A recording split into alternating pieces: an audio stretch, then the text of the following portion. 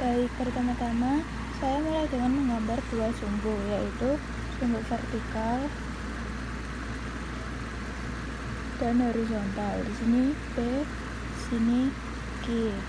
Nah, kemudian saya menggambar kurva permintaan atau demand yang menurun dari kiri atas ke kanan bawah.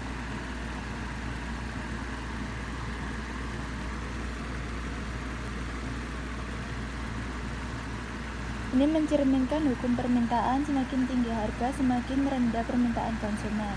Lalu saya tambahkan kurva penawaran atau supply yang menanjak dari kiri bawah ke kanan atas. Artinya semakin tinggi harga, semakin besar jumlah barang yang bersedia diproduksi dan ditawarkan oleh perusahaan.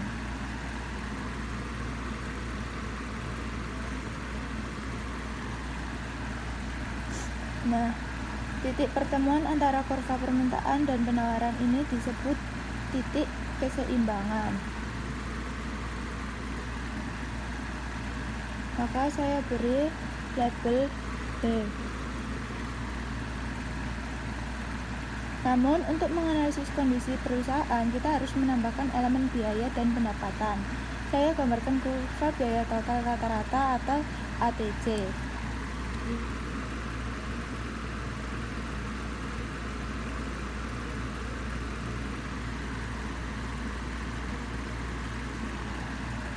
Nah, kurva ini menunjukkan biaya rata-rata yang dikeluarkan oleh perusahaan untuk setiap unit barang. Lalu saya tambahkan kurva biaya marginal atau MC yang berbentuk U dan memotong ATC di titik terendahnya.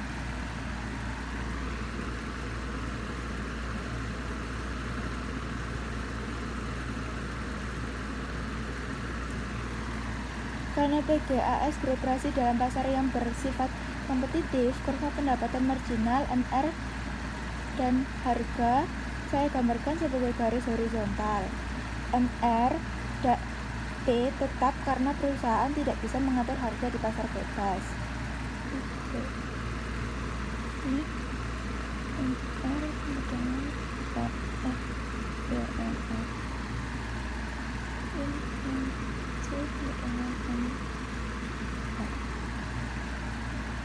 Artinya, meskipun perusahaan masih memproduksi dan menjual barang, pendapatan dari penjualan tidak cukup untuk menutupi biaya produksi.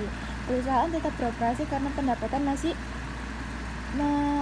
menutupi biaya variabel, tetapi secara rugi secara total karena tidak menutup biaya tetap.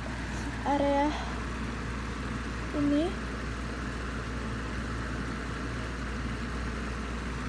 adalah area yang menggambarkan kerugian perusahaan, yaitu selisih antara ATC dan harga jual dikalikan dengan jumlah produksi.